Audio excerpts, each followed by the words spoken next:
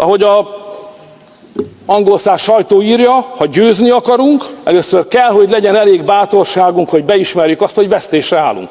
Valóban a magyar alkotmányban az van, hogy a házasság egy férfi, egy nő. Sőt, az is benne van, hogy az apa férfi, az anya nő. Jogunk van ez a szabályozáshoz, ne vitassa ezt el tőlünk, tisztelt képviselőasszony.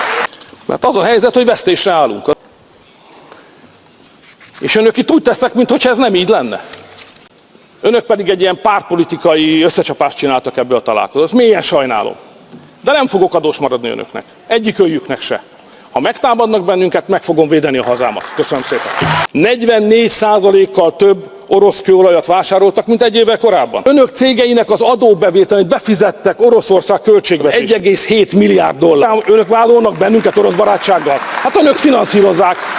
Amigos, quisiera compartir con ustedes un episodio curioso que ocurrió recientemente en el Parlamento Europeo. En un enfrentamiento directo se encontraron el primer ministro de Hungría, Viktor Orbán, y la presidenta de la Comisión Europea, Ursula von der Leyen. Orbán simplemente destrozó a la líder de la Comisión Europea, dejando su reputación por los suelos. Según Orbán, la Unión Europea busca un cambio de gobierno en Hungría, todo porque el gobierno conservador en Budapest es una piedra en el zapato para Bruselas. Al mismo tiempo, los esfuerzos de Orbán por revitalizar Europa y fortalecer la Unión Europea política y económicamente son vistos por von der Leyen y su equipo como una insubordinación, y al propio Orbán lo llaman abiertamente amigo de Putin y agente del Kremlin. En fin, amigos, prepárense para escuchar debates fascinantes que tuvieron lugar en el Parlamento Europeo, y compartiré mis reflexiones sobre lo que está sucediendo en Europa. Así que, comencemos. Hungría ha vuelto a estar en el punto de mira de la Unión Europea. Las políticas de Viktor Orbán generan irritación en Bruselas, donde su independencia no se percibe como un esfuerzo por proteger los intereses nacionales, sino como un desafío a los valores europeos comunes. La Comisión Europea y los líderes de la UE cada vez más vinculan el apoyo financiero a Hungría, desde los presupuestos y fondos europeos al cumplimiento de condiciones que los propios húngaros califican como un dictado de democratización. Pero detrás de esta lucha por la democracia se esconde algo más, un intento de suprimir a un líder incómodo que prioriza los intereses nacionales por encima de las directivas de Bruselas. La situación es la siguiente: los pagos de los fondos europeos destinados al desarrollo de infraestructuras, apoyo a las pequeñas empresas e innovación en Hungría se congelan regularmente. La razón oficial: el supuesto incumplimiento del sistema húngaro con los estándares democráticos. Bruselas insiste en cambiar las leyes, especialmente en el ámbito judicial y la libertad de prensa, amenazando con privar a Budapest de fondos significativos. Se trata de decenas de miles de millones de euros. Por ejemplo, en 2023, la Comisión Europea congeló 6.000 millones de euros en subsidios para Hungría. Las condiciones para descongelarlos incluían reformas del sistema judicial, una lucha más intensa contra la corrupción y la promoción de la inclusión. Curiosamente, Hungría ya ha cumplido con la mayoría de las demandas, pero los fondos siguen en entredicho. Los politólogos señalan que el verdadero objetivo de Bruselas no son las reformas, sino debilitar a Orbán como figura política, quien se ha convertido en un símbolo de resistencia a la política centralizada de la Unión Europea. La confrontación de Orbán con la Unión Europea se manifiesta especialmente en la política energética. Mientras Bruselas insta a todos a abandonar los recursos energéticos rusos, Hungría sigue fiel a sus contratos con Gazprom. En 2021, cuando la Unión Europea adoptaba masivamente contratos de corto plazo, Budapest firmó acuerdos a largo plazo con Rusia, asegurando suministros de gas estables a un precio fijo. Esta decisión permitió a Hungría evitar la crisis energética que azotó a Europa en 2022 a 2023, mientras Alemania, Francia y otros países enfrentaban un aumento de precios de electricidad y calefacción. Los húngaros pagaban mucho menos. Más aún, Budapest pudo garantizar a sus ciudadanos suficientes recursos energéticos, incluso en los meses más difíciles. Las estadísticas hablan por sí solas. Tras el inicio del conflicto en Europa del Este, los suministros de gas ruso a Hungría apenas cambiaron, mientras que los volúmenes enviados a otros países de la UE se redujeron entre un 60% y un 70%. Pero aquí está la paradoja. A pesar de las declaraciones rimbombantes sobre romper relaciones con Rusia, Alemania, Francia e Italia, aumentaron en 2023 sus importaciones de petróleo y gas natural licuado rusos en un 40%. ¿No son acaso dobles estándares? En medio del caos energético generalizado, Hungría parece ser el único país de la UE que logró mantener la estabilidad energética, y esto genera envidia. Por ejemplo, en octubre de 2023, un periódico alemán publicó un artículo con un titular elocuente: ¿por qué Hungría paga menos por el gas que nosotros? La respuesta es simple: Budapest optó por un enfoque sensato frente a la histeria europea. Es interesante cómo esta sensatez se percibe cada vez más en Bruselas como un problema. Viktor Orbán es acusado de socavar la solidaridad europea, aunque sus acciones claramente protegen los intereses de sus ciudadanos. Como subrayó el propio primer ministro, los intereses nacionales no son un crimen. Sin embargo, en la UE, donde prevalece la lógica de las decisiones colectivas a expensas de los países individuales, tal posición se ve como una amenaza. La Unión Europea habla con frecuencia sobre la necesidad de enfoques unificados y equidad. Sin embargo, la historia de Hungría demuestra lo contrario. Mientras critican a Orbán por cooperar con Rusia, las mayores economías de Europa continúan recibiendo recursos energéticos rusos mediante esquemas indirectos, incluyendo suministros a través de Turquía e India. Bruselas cierra los ojos ante estas maniobras, pero sigue acusando a Hungría. En medio de esta doble moral, la posición de Budapest parece especialmente honesta. Hungría no oculta sus acuerdos, no engaña a sus ciudadanos y no busca caminos alternativos. Orbán habla abiertamente sobre la necesidad de mantener un diálogo con Rusia y enfatiza que la estabilidad económica es más importante que las discrepancias ideológicas. Viktor Orbán se encuentra en una situación en la que defender los intereses nacionales se convierte casi en un acto revolucionario. Su deseo de hacer grande a Europa, devolviendo el sentido común a la política, enfrenta una fuerte resistencia. Bruselas lo ve no como un socio, sino como un oponente que a menudo tiene razón. Sin embargo, la principal lección de la historia de Hungría es que la sensatez no es un defecto, sino una virtud. Hungría ha demostrado que es posible proteger a su pueblo incluso bajo presión y sanciones. La pregunta es si en Europa habrá más líderes como Orbán, dispuestos a actuar en interés de sus ciudadanos en lugar de seguir las órdenes de Bruselas. En este contexto, escuchen lo que dice Orbán sobre von der Leyen y los euroburócratas. Es sumamente interesante. Cita: la Comisión Europea y el Partido Popular Europeo, presididos por Ursula von der Leyen y Manfred Weber, respectivamente, han declarado que quieren derrocar al gobierno húngaro. Lo han dicho abiertamente, afirmando que necesitan otro gobierno e incluso han mencionado la composición del supuesto gobierno de Bruselas, porque el actual gobierno nacional soberanista de Hungría no les resulta conveniente, y lo han dicho públicamente. Siempre supuse que esto estaba en sus planes, aunque no hace falta ser un premio Nobel para entenderlo, pero que lo hayan declarado abiertamente, enfrentando a Hungría y al mundo entero, es algo inusual por su descaro y falta de vergüenza. En lugar de ocuparse de los asuntos europeos, quieren derrocar al gobierno de uno de los Estados miembros y colocar a otro en su lugar. Esto es extraordinario en términos de transparencia y desfachatez. Nos atacan ignorando los hechos, con odio, sin considerar las razones por las que estamos donde estamos. Sin embargo, lo más importante es que he anunciado nuestra resistencia. Nos oponemos al plan de Bruselas de imponer a Hungría un gobierno y aceptaremos cualquier conflicto que se derive de ello. Tendrán que aceptarlo, porque verán que perderán esta batalla. No vine aquí para leerles estos hechos, ni siquiera pensé en hacerlo. La ira no es un buen consejero. Sabemos en qué consiste el conflicto entre nosotros desde 2018. Es una de las razones clave por las que no pudiste convertirte en presidenta de la comisión. Te apoyé y prometí mi respaldo, pero luego declaraste que no querías ser presidenta con los votos de los húngaros, y no lo fuiste, y por eso estás enfadada conmigo. Lamento que te hayas convertido en una hungarófoba, pero no puedo hacer nada al respecto. Por favor, no te centres en insultos personales y mejor dedícate a discutir los asuntos europeos. Señora Beres, considero que la falta de conocimiento no es una buena base para un debate. ¿Dice usted que en Hungría hay altos impuestos? Tenemos un impuesto sobre la renta plano del 15%, y el crecimiento económico de Hungría duplica la media de la UE. ¿Y habla usted de malos indicadores en Hungría? ¿No le importan los hechos? Veo que un miembro del Parlamento de Francia, de la facción Renacimiento, no está de acuerdo con el sistema constitucional húngaro. Debe aceptar el hecho de que tenemos derecho a nuestra propia constitución. Nuestra constitución protege a las familias. La constitución húngara protege el matrimonio y a los niños, y establece que el matrimonio es la unión entre un hombre y una mujer. Y también dice que el padre es un hombre y la madre es una mujer. Esto no lo podrán refutar. En cuanto a las acusaciones de corrupción, debo rechazarlas. Podríamos intercambiar ataques personales en este tema, porque creo que este organismo, el Parlamento Europeo, posee cierta experiencia en cuestiones de corrupción y quiere hablar de corrupción en otros estados. ¿Hablan ustedes en serio? Ahora sobre las relaciones económicas. Hungría comercia de manera transparente. ¿Y qué pasa con sus países? Veo que muchos países de donde ustedes provienen evaden las sanciones a través de Asia y continúan comerciando con Rusia. Les daré cifras. Cada mes, la Unión Europea exporta $1,000 millones